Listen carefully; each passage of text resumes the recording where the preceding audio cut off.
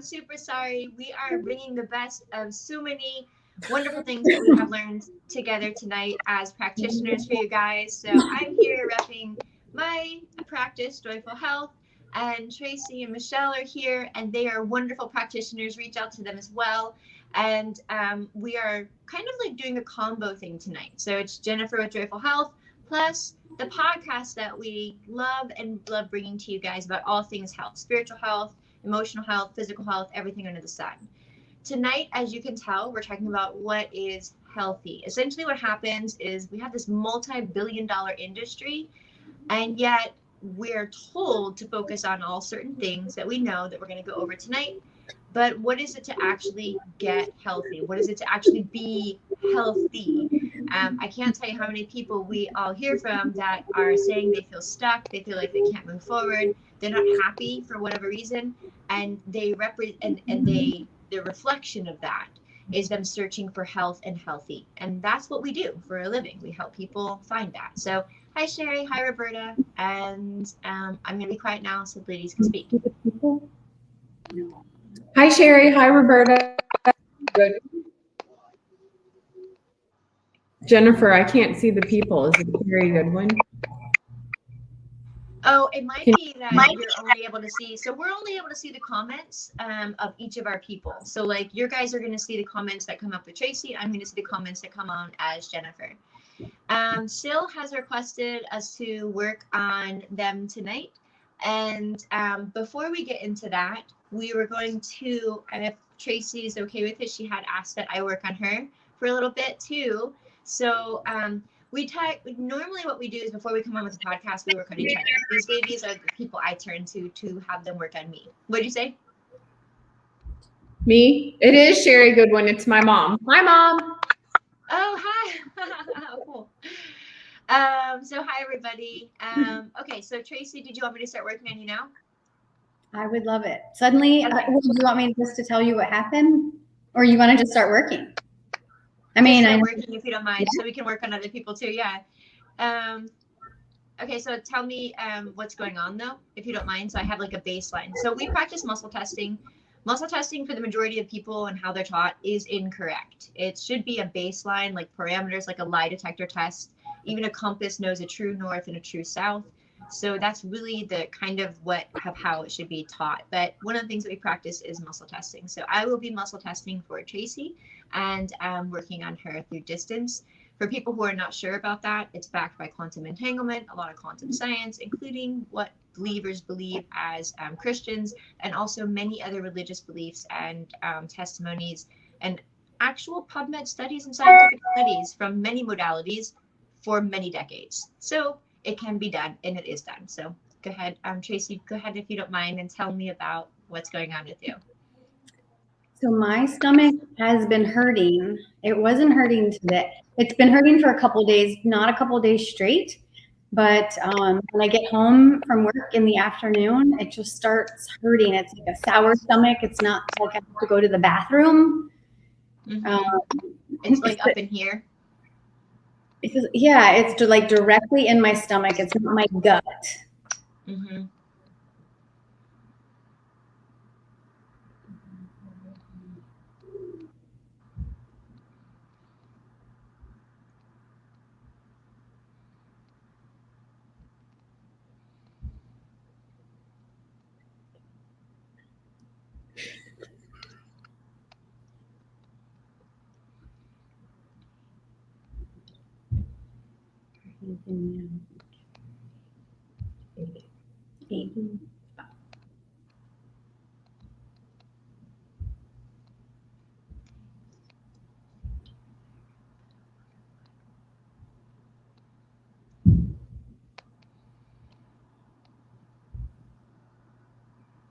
It's a combination of emotional times physical, actually.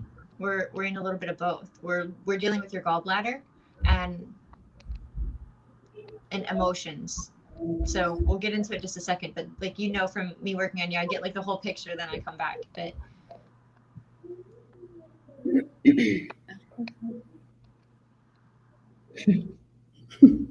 structural, chemical, nutritional, emotional, electrical.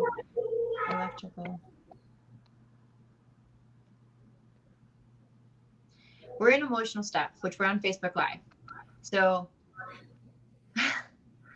do I do it? Do I take the plunge? Okay, let me just preface it by saying, all my friends and family, I totally love you. yeah, and how we process stress and how we hold stress. I hear from a lot of people when I work on them, and they're like, wow, that's totally true, but I'm not upset about that anymore. Well, your body might still be. So, yeah. What we're going into is held belief systems from 14 on of inner warring. Inner warring is where we have large intestine, which is where this issue is kind of happening. And then it's like backing up into gallbladder. Gallbladder is where we have bile. You know, our gallbladder makes bile. It's also what energetically, not just as an organ system, but emotionally also is the balance of when we should shout and express and expel something, right? With shouting, that's what your gallbladder does. It says, hey, to break this down, I need to break it down. I need to deal with this. It needs to go a certain way. That's what bile does. It's like battery acid, or us letting it slide by. And it's from 14 on of things coming up regarding your relationship with not wanting to do that with your mother. So I don't want to have inner warring. I don't want to deal with this. I don't want to shout. I don't want to express these things. I just wanted to let it go. But at the same time, that's not being beneficial for your body for right now. Which, as you ladies know, and anyone who's worked with me knows, that doesn't even mean it's a healthy or unhealthy relationship. It's just how our body processes the stress. Our body is processing it, saying, hey, this is not what's aligned. This is not my I am. This is not where I should be in this. This doesn't feel peaceful or safe, whatever it may be. So for you, it's let me see what we can do to shift it. Yeah, we can balance it. Do we need more story? No, we don't need more story. To balance it, we can go to here, here, here, structural, chemical, nutritional, emotional, electrical, your belief systems, literally neural pathways. We don't need to get into any like the synaptic connections or anything. It's just neural pathways and processes.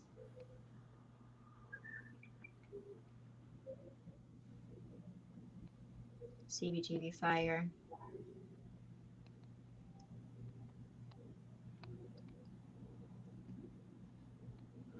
So we're going to be doing EFT essentially, but totally different than EFT.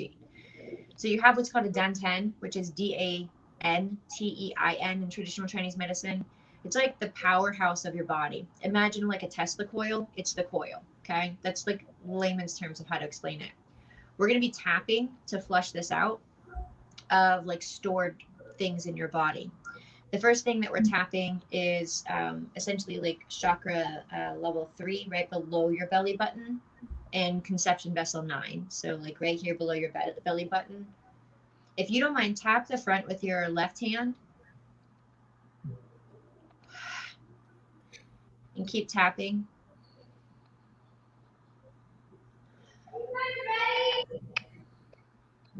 And then you're going to work up to heart chakra area right here, tapping. And I got to work on you while you do that.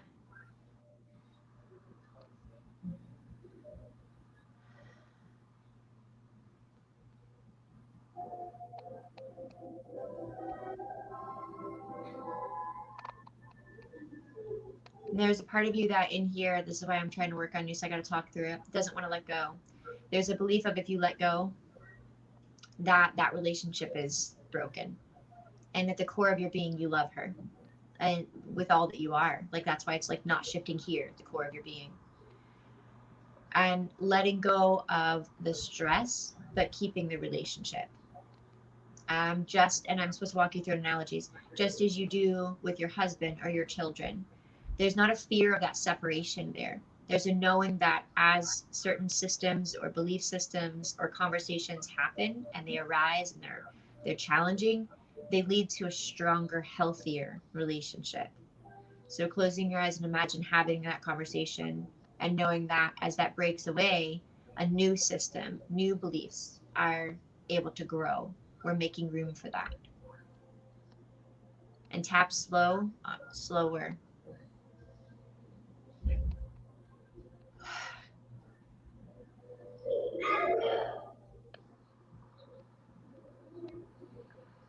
Breathe in really deeply and hold it as long as you can. When you can't hold it anymore, breathe out through your mouth.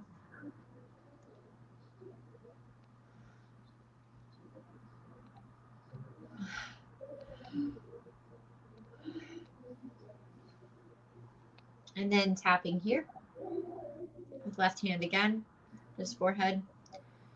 We're flushing out what would be our governing vessel. For anybody who knows about Chinese medicine, acupuncture, any of that, governing vessel goes over your back, comes over here, goes into the roof of your mouth. Slower.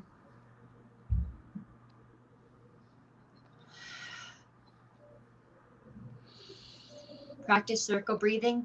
Breathe in as deep as you can without pausing. Breathe out through your mouth. In through your nose without pausing, out through your mouth.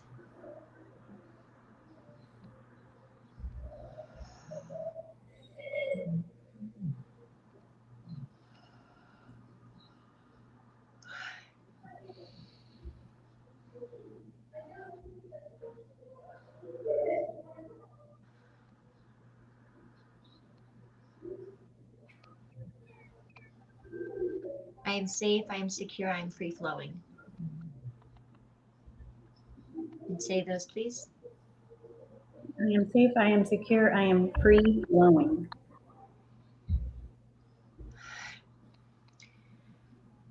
And you should be better now. We've checked everything and I've double checked. How are you feeling?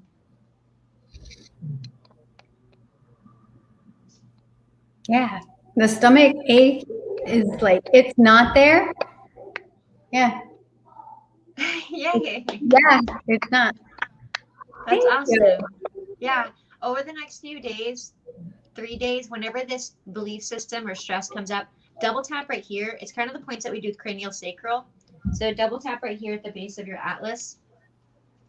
And walking through visually of all that energy building in flow up and down, knowing I am safe, I am secure, I am free flowing. I know I gotta yawn because it's done. For anybody who's ever worked with me, they know I yawn when everything's done or I yawn, but it's just weird. It's interesting work. We're bioelectrical beings and it's fun work. So I did tell Sil, and I said earlier today that I would love to work on someone tonight. So Sil came up first, but in the meantime, while Sil's waiting patiently, thank you. Do you girls want to talk about what is healthy? What is healthy? What does that mean? It means so many things. It's different for everyone, right? Can you hear me okay? Mm-hmm. Okay. Yeah. So I think that I think it's different for everyone, really. It's finding balance and flow within your own body, mind, and spirit. That's what it is for me. And it's ever changing. I mean, we are always changing. Our cells are always replicating and reproducing and flushing. And so healthy is finding the balance through all of that. Yeah, that makes sense. You know, years ago when I started, I've been doing medical research for like almost 2 decades now. And years ago when I started, I had a totally different idea of what healthy was than now. You know, I was chasing a certain goal of like I was working out at the Y and stuff, and I was like, okay, if I do this, then I'm gonna be at that. If I can make it to this, then I can be it. Especially with physique. To me, healthy was physique. Like, what does my physique look like? And rebounding in my physique. And then my son got really sick from, you know, one of the vaccines, and he reacted really adversely, like horribly. And so then it was like totally different ideal of what to look for health and what health is. At that point, you know, he was so incredibly sick that you're looking at everything under the sun. You're looking at supplements and medications, and I went to universities and, you know, diets and everything under the sun. And so health didn't become about something which now seems unimportant to me, like my physique. And not that that's not important, but that became like back burner. Like, okay, if I'm back in a bikini after my 2 kids, that's great. But if not, like, how do I make him healthy enough to hold down food, gain weight, like basic 101 functions, you know? And so yeah, I feel like it does change. It shifts a lot of what it is that we consider healthy. Yeah. Yeah, I agree. Yeah, I was just thinking healthy to me right now is setting boundaries for myself and um, not feeling guilty about those boundaries, not feeling um, like I have to compromise myself because of a guilt that I feel because I was a certain way. Mostly when I am assertive, when I am assertive with things. Yeah, it's amazing. Like as little kids, we program into them like be quiet, do this, do that. And then we wonder why as adults people are wondering how do they find their inner voice, what job they should do, there's not a solid ground or footing to stand on anymore. And we essentially like beat it out of them as kids. And yet the people who do the best, like even Elon Musk, he's like, the people who went to university are the people who are working for me. The people who make the great grades are the ones who are working for this billionaire. Because those people, like, to not have that beat out of you, your voice, your passion, your drive, whatever God made you to be, it's beat out of us as kids. And yet he says, come to me with the heart of a child. That's an innocent heart that is constantly messing up, but has a beautiful humility to go before God and say, I'm messing up, but I know you're going to make this right. I trust in you. I believe in that. Like, I know you're going to make my path straight. That's really what is lost in that when we're told be quiet, sit down, whatever. And not like you shouldn't, like, obviously we don't want our kids like, to not know anything about social structure or anything. You don't want them like jumping on the table at like libraries or something, which are all closed by the way right now. But at the same time, it's like finding that balance, even in parenting and stuff, of healthy parenting, because then we see on the other hand of it, on the other side of it, with the work we do in ourselves and with others, that then they grow up and they've lost their voice, and it's so challenging. And how many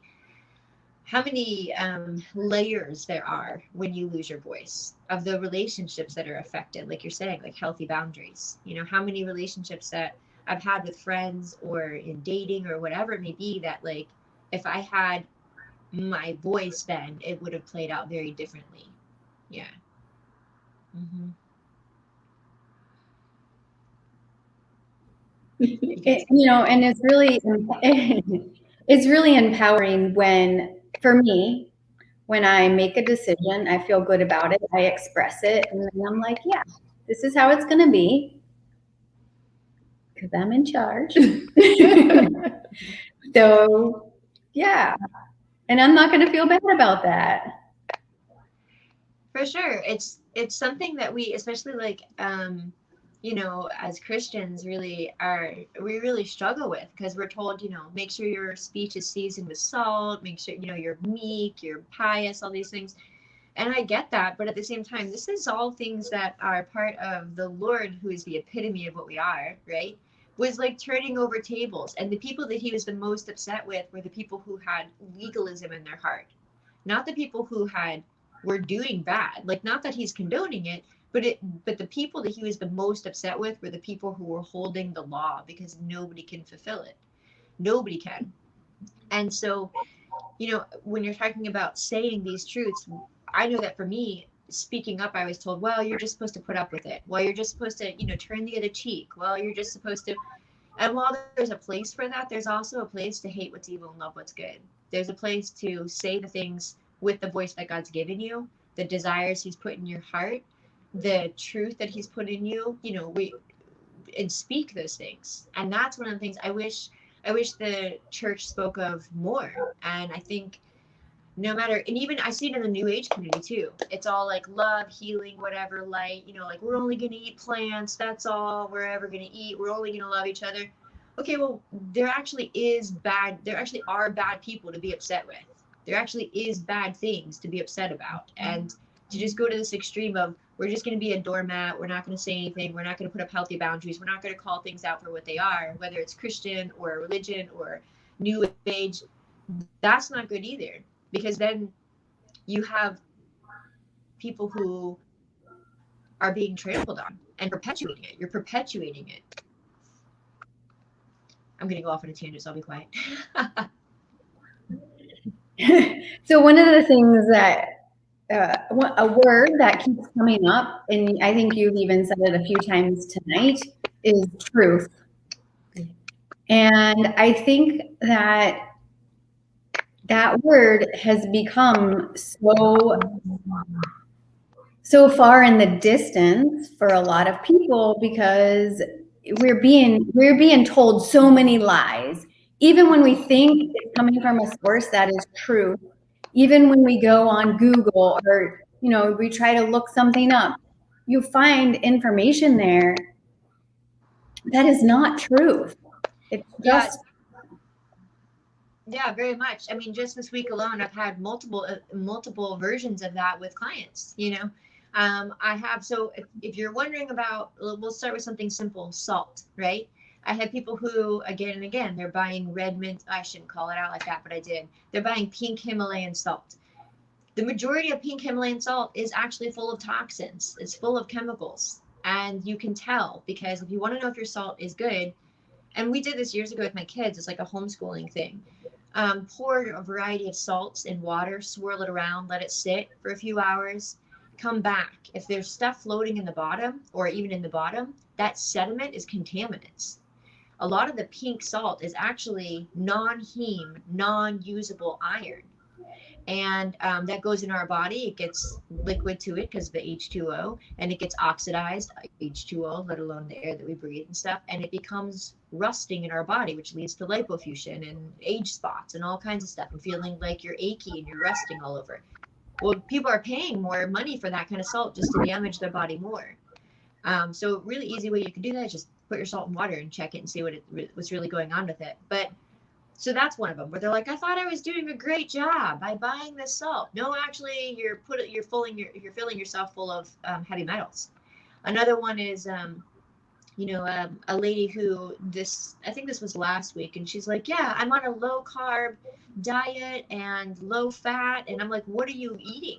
And she's like, I don't know. Her adrenals are all over the place. Her weight is super high.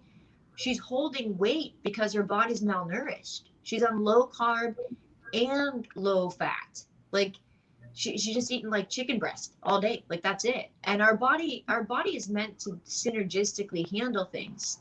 And we're not meant to just do just the protein and none of the fats or anything. Even when people, the carnivore movement out there, you got a lot of people who are not even getting enough fat in it. You have to have the fat to synthesize properly with all these processes in your body, let alone every single cell of your body.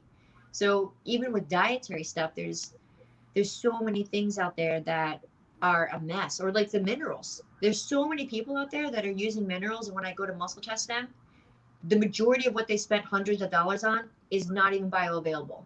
Their body's not doing anything with it at all, and it's not even usable for them. It's not. It's like when people buy cereal or something for their kids and it says fortified with iron. You can't use that iron. You can't. Or when people put out like memes, like you're saying, all over Instagram and Facebook about this much spinach is worth this much iron compared to this much steak. If you're a cow, I don't have room in 4 stomachs. I don't transfer that iron that's non-heme into heme usable iron. But people don't know that. They're just like, yeah, I'm going to just eat spinach all day and get tons of iron. Maybe if you're a cow, but it's not how our bodies as humans work.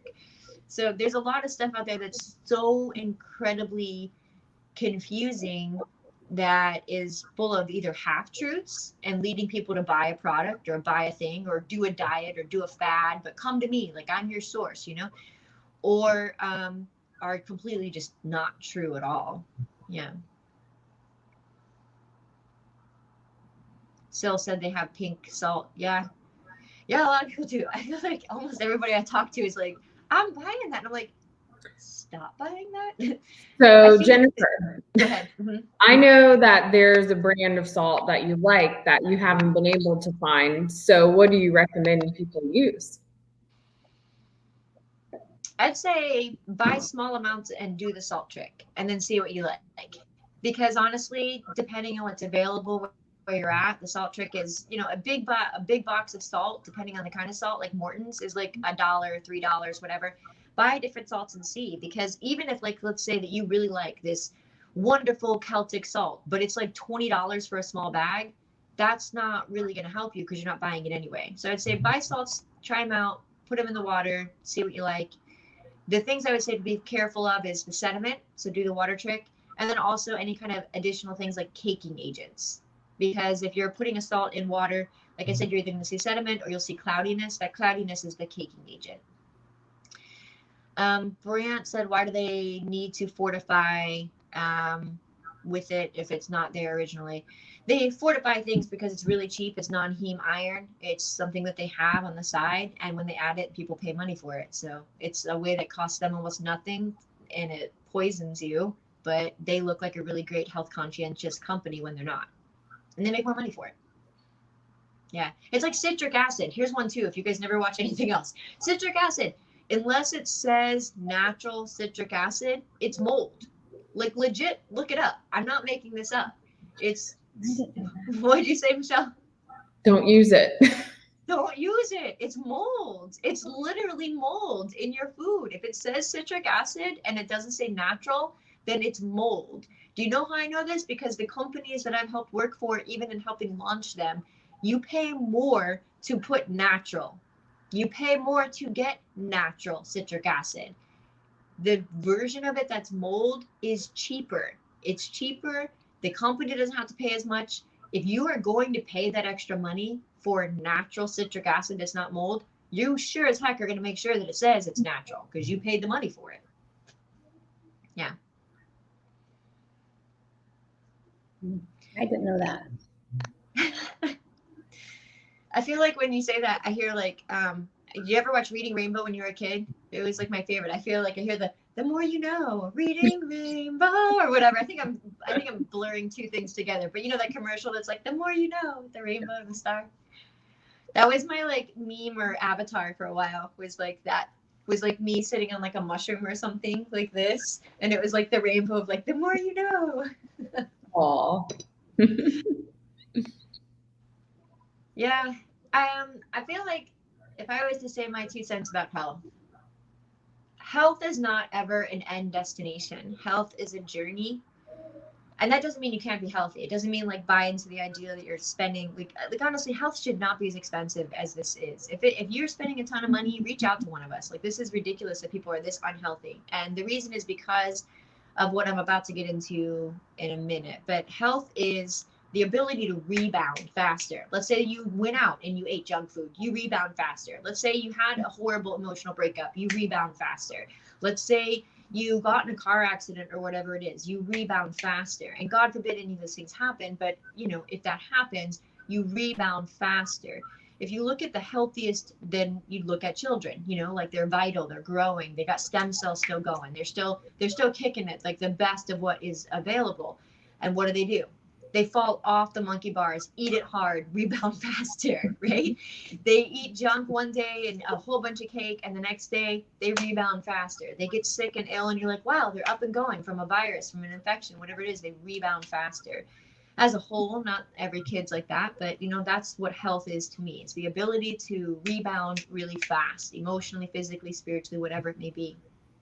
And yeah, I would say the health thing that bothers me though is as far as why people aren't getting healthy and what to look for is I'm seeing the same thing again and again in the naturopathic, holistic community that I'm seeing in the allopathic, modern medicine community. And it's the same mentality. And the mentality is how do we suppress or silence whatever's going on? As opposed to why did this begin? What's the brain pattern? What's the belief system? Because really, our belief system is what our genetics and epigenetics are, and that's what tells our DNA to tell our RNA to tell our cell what to be. Should you be a hair cell, a blood cell, or whatever cell, a cancer cell, whatever it may be? And so really it's what's going on in here, in our belief system first and foremost. And none of that is really, I wouldn't say none of it, but it's really not being addressed. And what I see happening is, you know, I don't know if you guys know, like, not you guys know this, but like many people know the history of pharmacopoeia, the history of the pharmaceutical companies.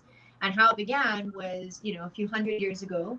And you can look it up. There's a whole bunch of different articles and stuff about this, you know, but years and years ago. The gist of it is that there were herbal remedies and people who made herbal remedies. And at that time, you can't really make money off of, black walnut root. Black walnuts fall off a tree and they're cheap as crap. You know what I mean? Like, and then somebody gets your recipe and they're making it now, right? Like thieves was accredited as getting rid of, helping get rid of plagues and stuff, which is amazing. But there really wasn't money to be made. So you're putting all this work and time into it and it's doing stuff, but there's not a lot of money to be made. So here comes along the idea of, what if I have my special, like my thing? Like Dr. Pepper was actually a doctor who went around peddling crap, by the way. So like look up the history of medication and all this stuff. But anyway, so they had these herbal remedies, and then it would become like Traci's herbal remedies, secret sauce, like it's a secret and you have to spend more for it. Or Michelle's magical potion, that's really what happened with a bunch of people who were out there just putting concoctions together and trying to sell it and make money. At the same time, that was like the budding time, or the time where the pharmaceutical companies began.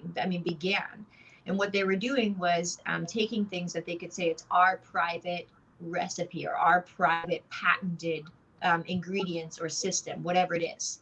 So instead of it just being something everybody has access to, which is herbs, you can't patent something natural. If you don't believe me, look it up. If something is patented, it's synthetic and not natural. That is the law. Like I can't patent an apple. I can't.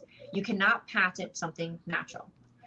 So in order to patent it, so they would have the only rights to it and be able to sell it for a lot, they started making synthetic versions of natural remedies. That is what the pharmaceutical company is. So when you're looking at the base of the naturopathic, holistic, and pharmaceutical allopathic, the difference is this one is making remedies and medications that are synthetic based on what nature already has available. That's the basis of it. So in the end, whether you're approaching an issue with an herb, homeopathy, whatever it may be, or you're approaching an issue with a synthetic version of those things, we still have to wonder, is it uprooting the main issue? Or is it just silencing and suppressing the symptoms? Sometimes it is, and sometimes it's not. And that's where people get stuck the most, are the times where it's just suppressing the symptoms or silencing the symptoms, but not really addressing the underlying issue of what's going on with belief systems, what's going on with our brain patterns, what's going on with our genetics. And if we're not doing that, then your body will express that problem in a different way. So even if you're able to get rid of your headaches with a medication or an herb or a remedy, your body's, whatever the imbalance is that's in there, will present itself in a different way. And so that's why people say, hey, I'm still sick, I'm still getting sick, what's going on? It's because the work isn't being done to find what's really going on underneath. And then I'll be quiet. So as you were talking about pharmaceuticals, what came to me is, this is probably a whole separate topic, but to me, it's important to mention really the root of the word pharmaceutical. If you look it up, it is witchcraft. So say that again like 5 times, please. It's really important. Most people don't know, and Logan's in the background here. I think he's ready to chime in. But yeah, I mean, look it up yourself, search it. Yeah, I can't tell you how many people are like nurses who have taken my course, people who are nurses, people who are physical therapists who have taken my course. Just this last one, in our last HIP class, there were nurses and stuff, and they're like, I learned more in the first 3 weeks of your course, the HIP course, than I did in all of my years of nursing school and in the 6-month training I did for functional medicine health, of how the body actually works. Because people are not taught how the body actually works anymore. What they're taught is, here's a Merck manual, regurgitate it. And the same thing is happening though in naturopathic. Here's a list of remedies, apply them. But it's not why are the headaches there? It's, here are headaches, do this. Here's an endocrine imbalance, do this. Like, yeah, but why is it there? Like, what in the world happened? Like today I was working with somebody, they have a thyroid issue and they're having endocrine issues as well, and irregular cycles. Like, get to the bottom of it. It began when they were in 5 months in utero, and it has to do with the receptor and effector cellular structure of literally what's going on with a combination of their thymus gland, their T cells, and a whole bunch of other things. Nobody's looked at that though. Nobody has.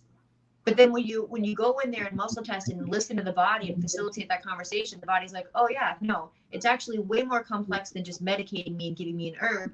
This is what's going on here. Yeah. Pharmacology. They're looking at the dictionary. Oh yeah, and They pulled out pharmacopoeia. the dictionary for It's there. I saw it. pharmacology, I think. Pharmaceuticals.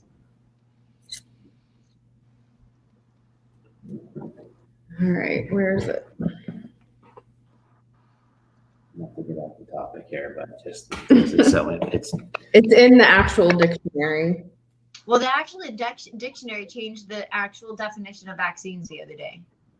Really? that's why it's Yeah, it's important to have timestamps and older everything. versions Yeah. of dictionaries, older versions of Bibles, older versions of everything. It's why things are being taken out. It's why everything, like history, everything is being deleted, because then you can't know why they do what they do. You just believe it. It's like, there's this article that, my boyfriend showed me today about how it said, it's like, I think it's like Newsweek or something.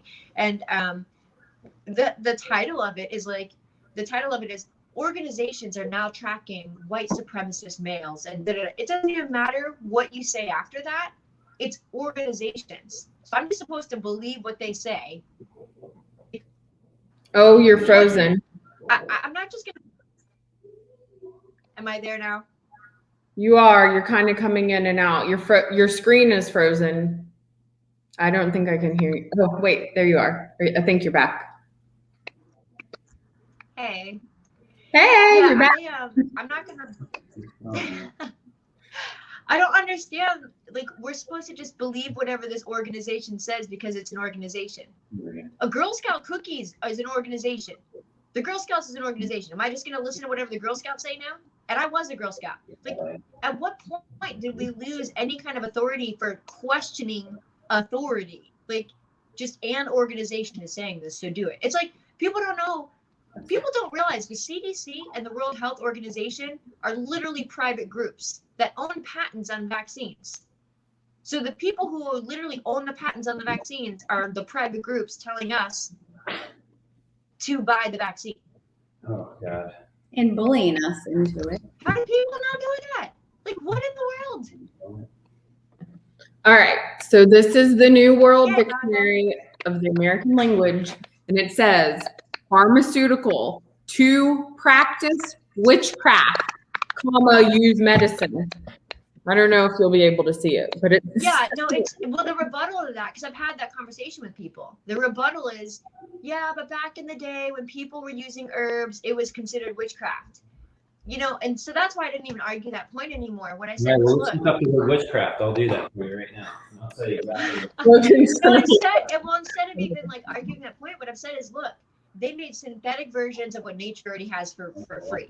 And what happens is when we make a synthetic version, we don't understand the long-term chemical biophysiological processes that are interrupted. That's why it says, hey, if you or a loved one has taken this, call this number. Or it says, you know what, ask your doctor if this is right for you. And then it says, side effects may include bleeding, hemorrhaging, loss of death, loss of hearing. But like, oh my gosh, like, that's not worth getting rid of my headache, dude, like, at all. So these synthetic versions of what nature already has is just, not only is it suppressing and doing all this, but it's also the fact of, like, there's a lot of side effects to consider. And I'm not anti-medication, but like, allow us informed consent that there's actually probably more than likely a natural version of that synthetic thing. What did you say, Tracy? I don't think people care about the side effects. They think it's a normal thing that happens when you take something or inject your body with something, that it's normal.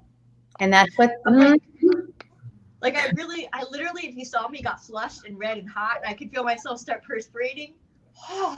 I know. Like I ache. Like, I'm smiling, but like, I ache for this. I ache for this. Like, it's just, it's horrible.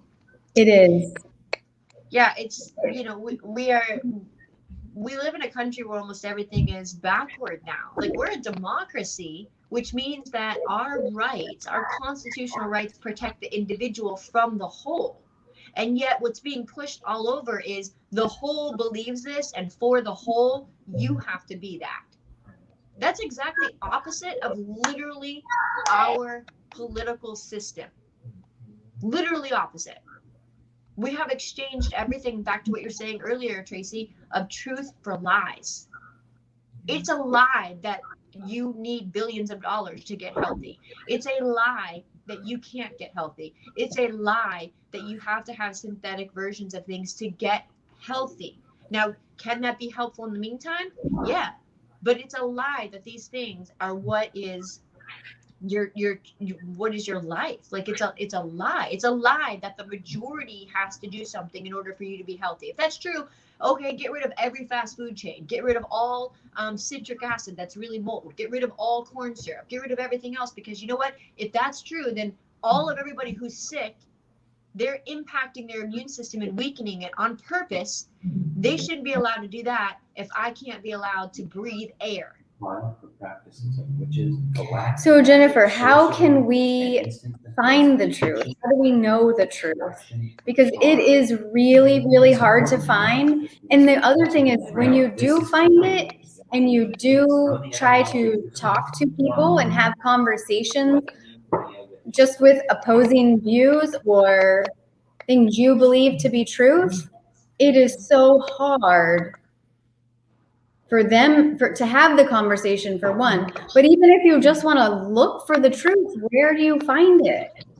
Well, those are two totally different questions, but I love both. One, ask questions.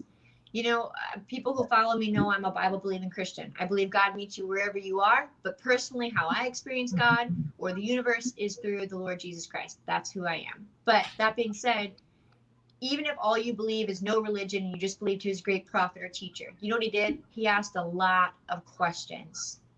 He really spoke and interacted so much with questions. And when you ask questions, you find someone's heart.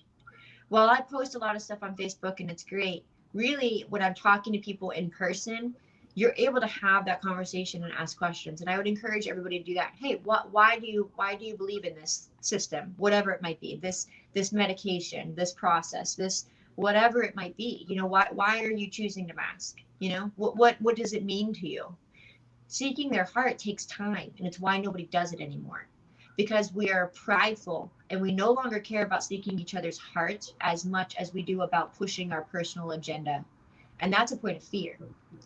And so switching the conversation from me being afraid of what other people do or other people think to seeking their heart, knowing that no matter who they are, what they do, I'm safe, and just seeking their heart. So I would say ask questions if you're trying to have that conversation with people in hopes of in any way spreading light and truth, having a conversation, asking questions. As far as how to find truth, well, there's so many things. Like, through my mind, I'm like, well, I've spent, close to 2 decades medical researching. There's so many great resources. I've read hundreds of books, Pollock about structured water and the cell structure, and, I'm going to be quiet. But like, one, research, but like that's overwhelming. So I feel like that's not healthy, or not helpful. So yeah, it's a good question. I'm a little bit stumped because I'd be like, start researching. But the thing is, more and more research is being shut down, which is true. More and more people, including like Dr. Mercola, are being shut down with the free information that they put out. I'm shadow banned. Look at my rates of people who viewed me during the summer. I put out a video within like 2 or 3 days. I'd have 15 to 20,000 views. Now I have like a few hundred. So please love and share this, by the way. But a lot of that kind of stuff is being shut down. It's being shadow banned, everything under the sun. I would say a few books, if you wanted to get some books that I know you can get on Amazon right now to your Kindle. One is The Body Electric, and another one is The Body Keeps the Score, not a score, The Body Keeps the Score. Another one is Mind to Matter, T-O, Mind to Matter by Richard Dawson. And another one is The Subtle Body by Cindy Dale, Cyndidale. Also, I'd highly recommend you to sign up for my course, which begins April 5th, because then you would learn a ton about how the body works to help yourself and others heal, for sure. Although we don't heal, prescribe, treat, or diagnose, but you can help facilitate that conversation for yourself and others. There are people who they've been really sick for many years. They have. And while I can do amazing work in one appointment, so can you guys, like we all can, one appointment at times may not be enough to undo what's taken many years to get to that point. And so in that case, again and again and again, take the HIP course, take one of my courses. It's worth spending the money on the course and you empowering yourself to help yourself and others get healthy is way more important in my mind than spending another hundreds of dollars this month and next month on diet and supplements and all that. You know, like spend the money, get the research, get the training on what supplements work and which ones don't, why certain diets work and when they don't, and how to find out what matches for you and for your body. That's what I would say. I don't know if that's a good answer. It is a good answer. We agree. And really quickly, back to what we were saying about the root of pharmaceuticals being witchcraft, and that's actually the definition in the real dictionary. And people sometimes have the argument about, oh, well, they used to call people who worked with herbs witches. Well, then you go to witchcraft in the same dictionary, and it says the power or practices of witches, black magic, sorcery, an instance of this, bewitching, attraction, or charm. Nothing about herbs. Yeah, it's crazy. Mm-hmm. Not that I don't, I researched it. It's just, yeah, I mean, I could do this all day, which is what I do. Again, take my course. And if you're not taking my course, love and share this. Tell other people to take my course. Yeah, I mean, it's teaching about, even if you really want to blow your mind, look up Beauchamp and Pasteur, Louis Pasteur, and Beauchamp, Bechamp. Look up terrain theory versus germ theory. If you look up those two guys, you're going to see where things took a huge turn for how the health industry approaches helping people get healthy. Huge turn. And it led to where we are now. Yeah, with the fear of a virus, Nobody's, it's crazy. Could you imagine being told that in order to buy and sell and go to work, you have to prove you don't have AIDS, which is a virus, which is transmittable, with the same particulate size or comparable particulate size to the COVID? Like, literally. Could you imagine that? Like, hey, you're entering Whole Foods right now. In order to go grocery shopping, we need to verify and give you a test to make sure you don't have AIDS. And by the way, they use the same PCR test to identify both. Yeah, I mean, people would be outraged, and yet they're okay with it because they're afraid. They're afraid of not being able to buy and sell. They're afraid of, being looked at by other people, that they're not social distancing, that they're not doing the thing you're supposed to do, that they're not masking, whatever it may be. And yeah, it's ridiculous. People are afraid of their own families. And I mean, like, I had 2 people tell me today that they got the shot, thank you, because their family wanted them to, and they felt bad about it. They said, I felt bullied into it. I guess that's why I got it. I just want to clarify for everyone. Fauci himself and the CDC and the inserts all say it does not, the shot, no vaccine stops prevention. I mean, it prevents transmission. Don't say that word. None. Oh my gosh. Yeah, you guys can be mad at me. No. Don't say the V word. We can't say that. Yeah. No Roxanne. I'll start calling it Roxanne. Maybe that sounds kind of normal. Anyway, this really is a new one. It's a different kind of injection, but yeah. Yeah, it doesn't stop transmission. That's not what that does. So why they're doing it, I don't understand. Again, you know what you had asked a minute ago as far as truth? I would go back to that. I would encourage people that if you are having that issue with your family, ask your family member, have you researched what effects this does or does not have on transmission? No, have I you looked into did ask that, and I tried to listen very compassionately instead of, but they didn't. You know, it's like I said, they just believe what is being fed to them. Mhm. And when you speak the truth and you try to encourage them to do their own research and find the truth,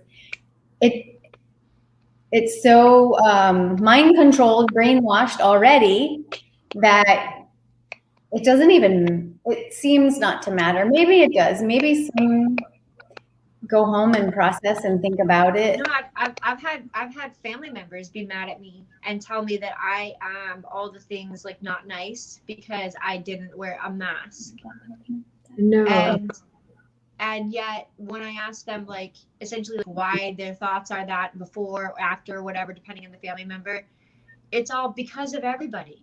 It's for the whole. It's for the greater good. It's really because it doesn't stop transmission. And even if it does, it's not transmitted like that. They've done studies on it, let alone the fact that it's not a pandemic. The rates of death, the fatality rates last year were the same as what they were with the normal flu. Like none of really? Is that really your issue here?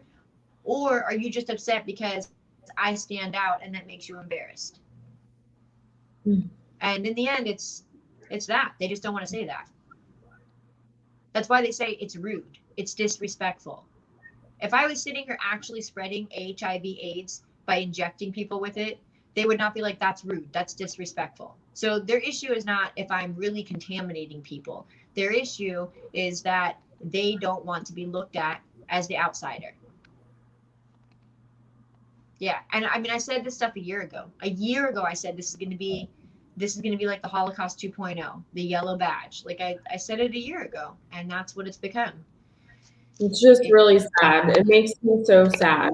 And you've probably seen the video and the letter that the PhD virologist put out, Gert Van, I can't remember how to pronounce his whole name, but he wrote a letter to the world saying, I mean, this guy is like the king of these, what did you call them? Roxannes. Yeah, the lead designer.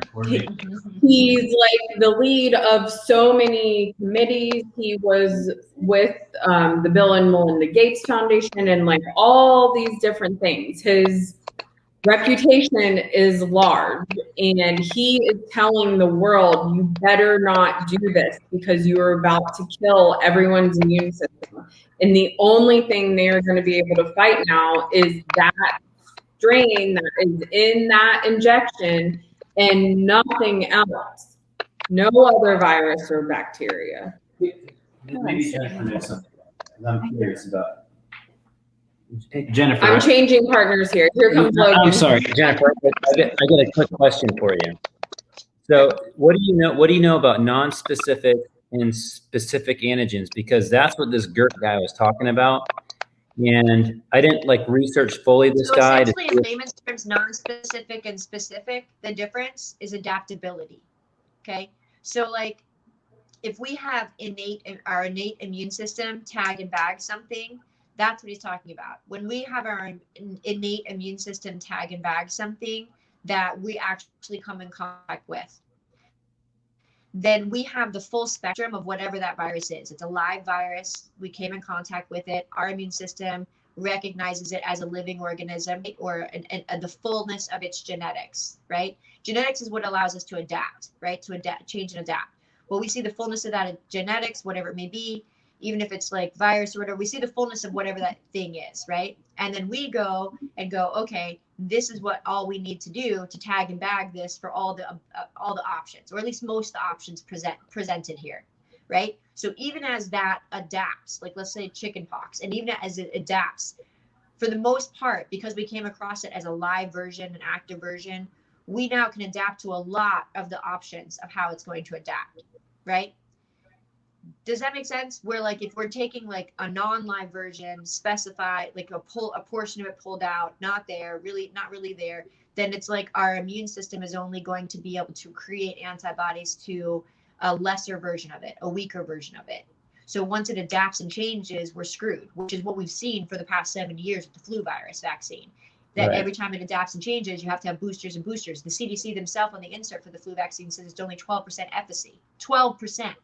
So that's not very efficient compared to 100% of immune system efficiency. If my immune system comes in contact with it as a live virus, deals with it, and then sees the variety of ways that it could try to adapt. You know, if it's in your system as like a live virus, it's going to adapt a whole bunch of ways, right? Like it's going to your throat, you're going to produce mucus. It's going to your nose, you're going to produce mucus. It's going to your ears, you as it's adapting, you're catching up in real time with your immune system.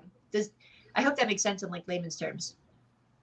No, And that Barbara, makes, yes, that makes sense, because I think it's important, because the way I'm seeing it in my mind is that our bodies have non-specific antigens that are naturally occurring, so that when we get all these viruses, we're exposed to a world of trillions of viruses, so that our bodies are natural. We need these viruses in order to survive. So what happens is that when we get a vaccine, this is the way I'm understanding it anyway, when we get a vaccine, we're being pumped full of specific antigens, and then when we get those specific antigens, now it replaces our non-specific antigens. Now that we can't fight all these other viruses because they are trumping our non-specific antigens. Yes, with modern Roxanne's, not Yeah. with and ideally when it first began.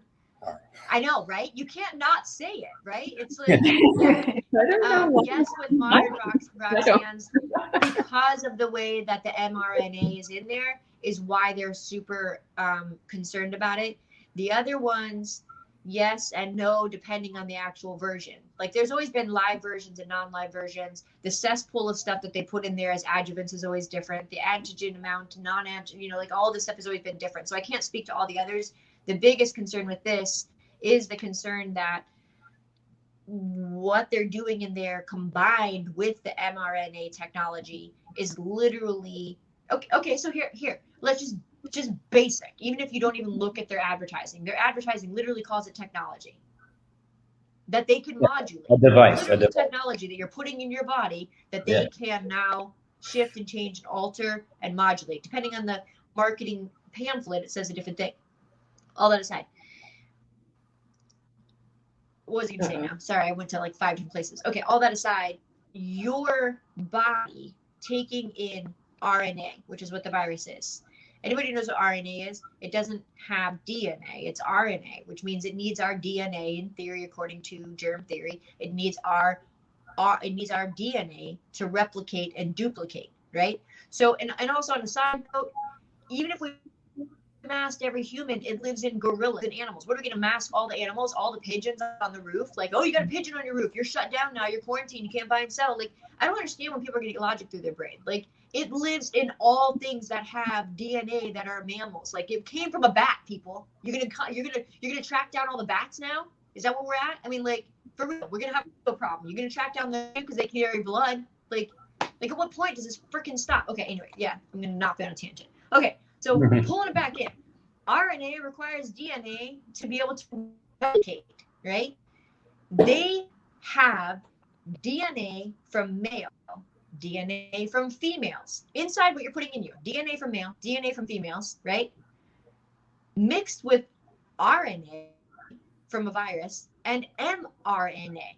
That is a cesspool of replication in your body that, depending on who you are, what's going on, you now get to enjoy the fruits of their labor of a cesspool of male DNA, female DNA replicating in your body with whatever is what's happening with technology that they have, and RNA from a virus and mRNA from their technology.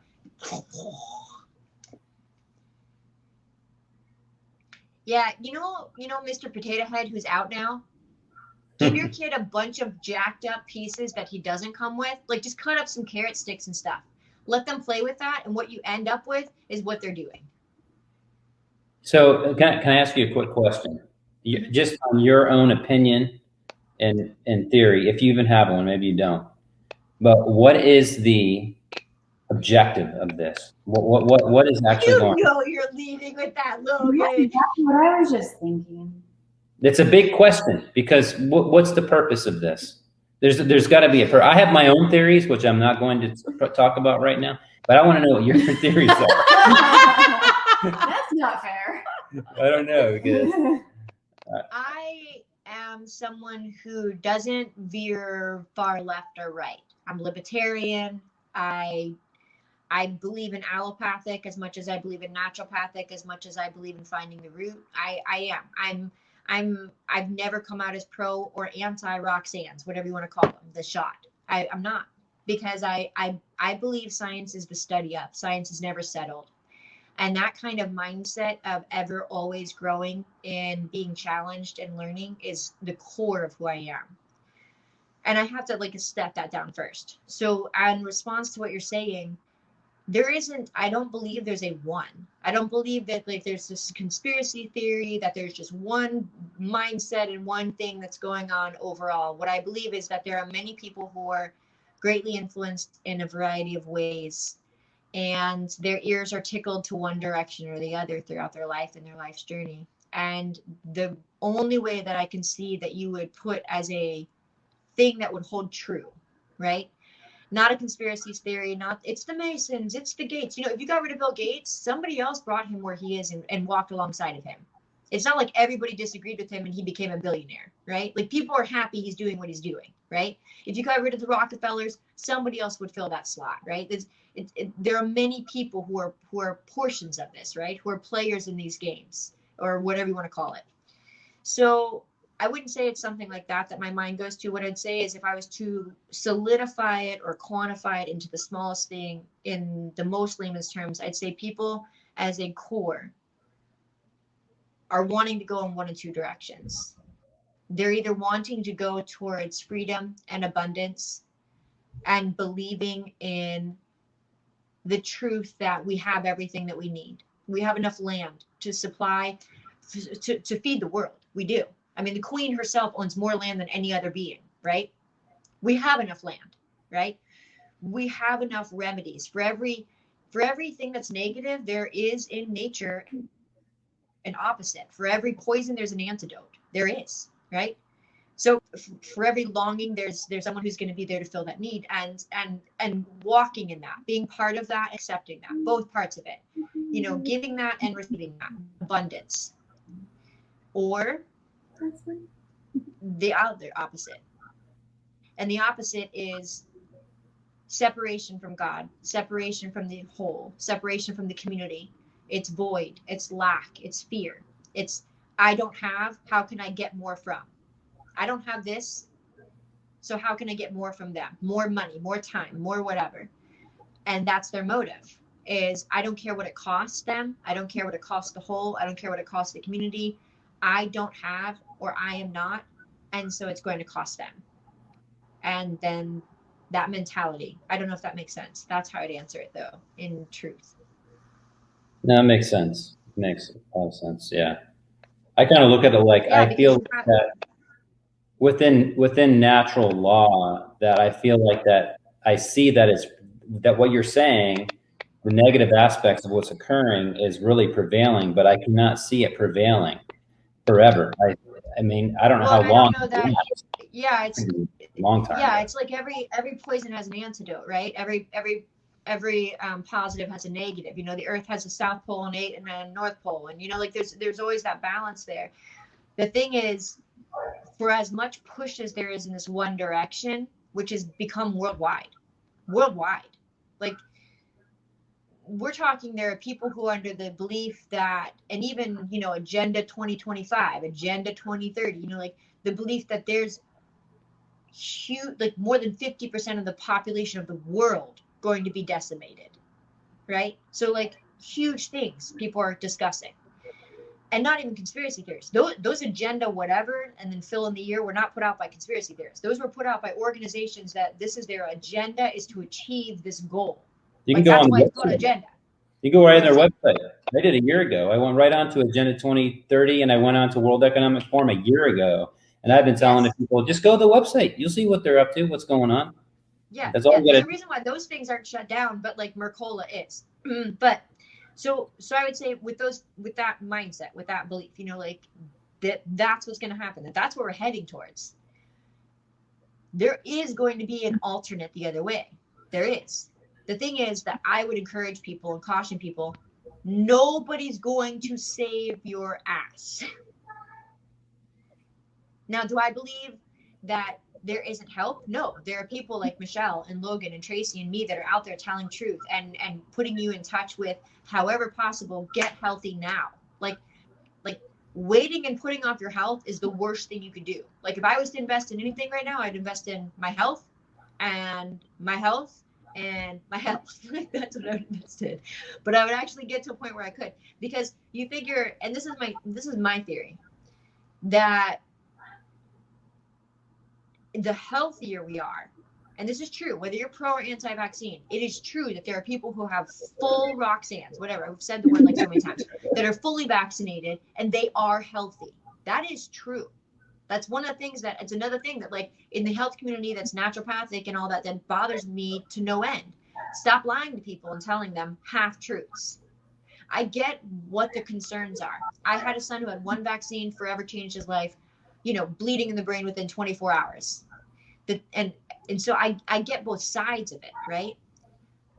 But I feel like we have to speak truth to that too. It is true that there are people who are fully vaccinated and are healthy. So then the question came to me years ago, why are there people, whole groups of people who are fully vaccinated and healthy, and there are those who aren't? And that comes to literally what's happening with your epigenetics and your genetics, with your methylation and detoxification processes. The healthier someone is in working on those things, which Traci works on, I work on, Michelle works on, the healthier someone is with working on those things, then the healthier they can adapt and shift and change no matter what comes into their body, which is what health is. It's the ability to bounce back. That is the most crucial thing. Stop looking at what supplements are there. Stop looking at what diet's there. Figure out the root of how well you're detoxing. Because if you're putting it in, you have to get this out. You have to. How well are you methylating?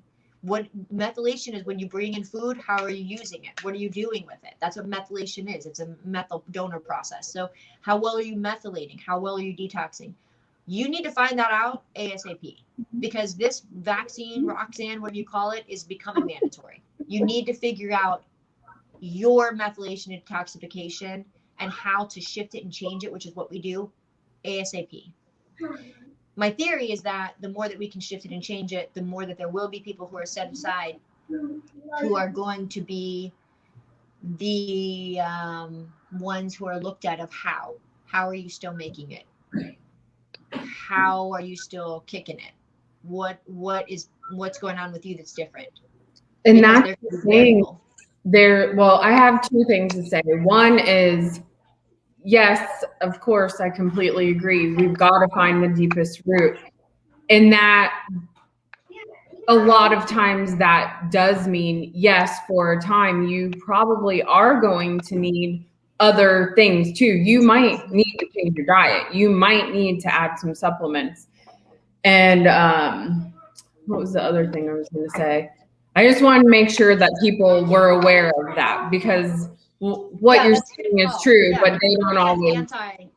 It's not like I'm anti-supplements or anti-diet and all that kind of stuff. One of the things that we work on is checking people's microbiome and their gut health and how well they're breaking down food and they're digesting it and what's going on with inflammatory markers with IgG and IgA and all these things. So like we definitely look into that. The thing is, just shooting in the dark with this, like, what is it, $50 billion industry of just shooting in the dark. I'm going to try the next diet, the AIP, the autoimmune, which is the AIP is autoimmune, the elimination diet, the rotation diet, the keto diet. I'm just going to try it and try it and try it. That's not getting you anywhere when you could save a crap ton of money and time having someone come alongside of you like me or Michelle or Traci and facilitate that conversation and actually find why things are not shifting and what is the best to help it shift. Yeah. Yes. And the other thing I was going to say is everywhere I've seen in the natural health world, everywhere, everyone except you are the only one I have heard give people hope that there's got to be an antidote, because there has to be. You make me cry when you say that. There has to be. I feel the same way when I hear There's all always these been people that. saying it's just the end, there's nothing you can do about it. I think that can't be true. There's got to be something that we No, can I get goosebumps. And you know what? Like, you guys can muscle test me, you can figure it out, you pray about it, do all the things, but there is something. I don't read the future. Even muscle testing is not the future. You know, I've had Christians ask me about muscle testing. They're like, is that divination? No, it's the same thing as when you send a piece of your blood that tests your thyroid panel or anything else. It's just a way of measuring what's going on in the body. That's not witchcraft, even though life is in the blood. You know, you're taking whole tubefuls of it to tell a thyroid test to tell you you're still in normal range, which really you're probably not usually. But no, it's not divination. So I'm not here doing divination. I can't tell you what's going to happen. I can tell you that I'll go based on this if nothing else. Christians know this, that the Bible says there's nothing new under the sun. There's nothing new under the sun. God's word says that, right? It says he's made himself known throughout creation, right? We look at creation and we learn more and more about God. That's why all religions can look and see a version of God, a portion of God, whatever he is, because he's made himself known throughout creation. So when we're looking at creation, for every poison, there's an antidote. For every up, there's a down. For every season, there's an opposing season. For every time of death, there's a time of life. The energy cannot be created or destroyed scientifically. So for every death, there's a version of that then that energy is then turned back into life. Every time that there's life, that's then turned back into death. We see that. We know that. There's night and there's day. There just is. And so it's not because I'm hopeful. Like I'm just sitting there like as a hippie. I'm not even a hippie person by nature. I'm not. And it's not just like some new age belief or just some happy-go-lucky religious belief. That's what happens. I agree. I feel like all of this makes me so sad. What's happening, the people lining up to get this injection who are not being given the truth. I feel like we know more about what's in it because we've looked at it. But what people are being told is it's safe, go get it. Well, guess what? It's not even FDA approved. And I'm not even people who said it's safe are the people who are selling it and own right. the patent. Right. I've kind of wanted to make a commercial with my kids because they've asked questions about it. And I'm like, all right, here's the thing. I'm going to sell you a toy. You ready? Okay. All right. The toy, it really doesn't benefit you.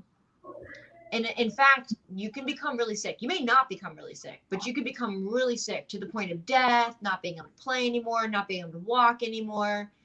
But, everybody's getting this toy. You really need to get this toy. Like, wouldn't you ask why is the benefit? Like, what's the benefit? So that's what he asked. What's the benefit? And I was like, the benefit is that you get to be like everyone else. You get to get the toy. That's it? Yeah, that's it. Does everybody else enjoy playing with it? No, not really. No, it does not stop transmission. It does not slow down or speed up anything in your body as far as you recovering if you are exposed. In fact, it is a inflammatory response purposely put upon your immune system. So if anything, you're pissing off your immune system on purpose, weakening your immune system. And then they sell it and go boost your immune system because you create antibodies. Your immune system created antibodies. This didn't create antibodies. This actually slowed down you being able to create antibodies to it. And then the response is, yeah, but it's in a controlled environment put into your body. Yeah, it's also controlled technology that they now have in your body. We couldn't say that until this vaccine. Yay, COVID. Like, it's ridiculous. Yeah. Yeah, it's not slowing anything. It's not improving your immune system, but there's a lot of side effects. I don't know why anyone would buy it. And the people telling you buy it are the people making money from it. Yep. Diana said she's heard of 3 people being paralyzed after getting this. Yeah. Oh, I have seen so many stories. I've cried so many tears seeing the things that are happening to people, and I don't know. It just makes me so sad. There's It's lots not that of it's not theories that I out don't there see them. what's I actually stay happening. off of Facebook. You know, like I stay off of Facebook a lot. I come on Facebook because I love you guys, not just Traci and Michelle. Every single one of you who sees my face, I'm here because I love you. So love and share this, by the way. I am not on Facebook very often. I don't enjoy it. I don't enjoy any of the social media stuff. It's not my jam. You know, I stopped watching the news years ago, and so I research things as far like I read PubMed studies. That's my jam, you know. Being on Facebook and hearing the latest tweet and TikTok and whatever they're not my thing. It's a lot of fear mongering, and I feel like I can tell a difference in my body when I'm on it and when I'm not. And when I'm not on it, there's this calmness of knowing that kingdoms rise and kingdoms fall, like the Bible says. And me being on there and knowing how it's rising or falling doesn't shift the rise or fall. And going back to one of the books you recommended, Mind to Matter by Dawson Church, he talks about they've done studies. I think that I could be getting the numbers wrong, but I think there were over 600,000 people in this study where they looked at Facebook posts and what the people were exposed to, and then how their posts changed according to what they were being exposed to. And when it was negative, their posts were negative. And when it was positive, their posts were positive. Yeah, I used to joke people and be like, why are all your this is when I was like years ago, Facebook first came out, and I was like going down the black hole, you know, the rabbit hole, so to speak, you know, like all this stuff of what's going on with, you know, and they're like, it's Illuminati or it's blah, blah, and I was like, what is this? Like my mind was being opened and blown, and I was like crying over like all the stuff happening. I'm like, ah, you know, and then like I remember talking to people and being like, why are you just posting about cats? Don't you realize the world is gonna end? And da da da. And then like I like pulled it back in and was like, wow, you know, nobody's shifting or changing their opinion based on what I'm posting. They're not. And the people who like it or love it already agree with it. The things that actually shift or help change people's perspective are conversations like what we're doing, which is why I encourage people to love and share this. I'm not telling people love and share my posts that I make all the time, but this is a conversation. This is the pros and the cons. This is the ins and outs. This is the ups and the downs. This is the interaction that needs to be happening in a format, in a way that people who are on either side of this can hear what each side thinks or why we think what we think. That I think helps. But for the most part, I feel like me posting about what's going on and down the rabbit hole is the same as a cat photo or vice versa. It's not really shifting anyone. At least the cat photo makes people smile, you know, that's cool. So, it's important. It's good to smile. So I had told Sil that I would work on him. So if you guys don't mind, I'm going to work on Sil, if that's okay. Sil, if you don't mind,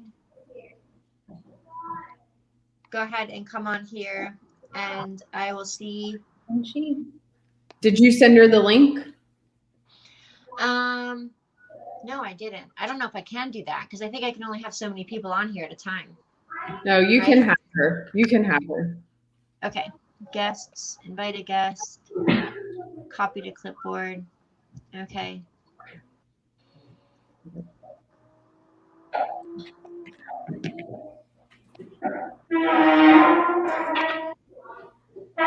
Whoa. I don't know how to do this. All right. How can you come on? I will Facebook message you and show you in just a second. Hold on. Oh, yeah.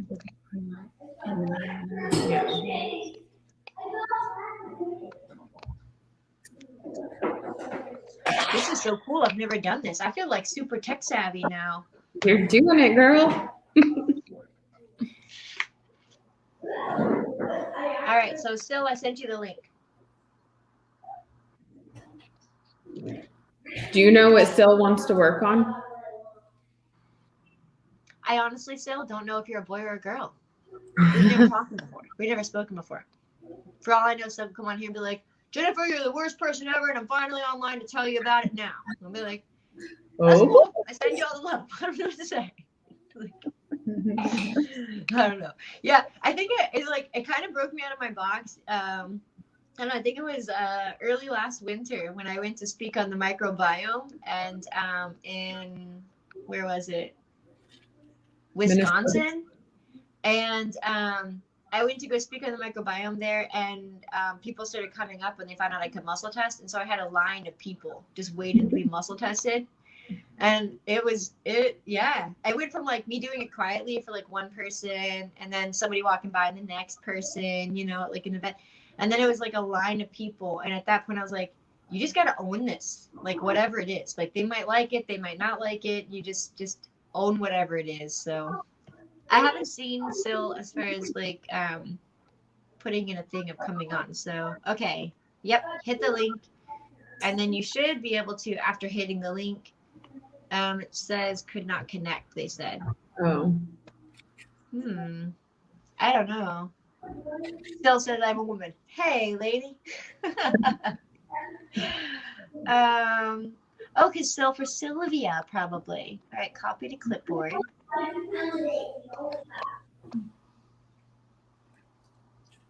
right, I'm sending the link again. I don't know what to do other than that. The only other option would be wrap up this podcast. We're at 1 hour and 20 minutes. And then we go back on my own Facebook Live. That might be the best thing if she's not able to click the link.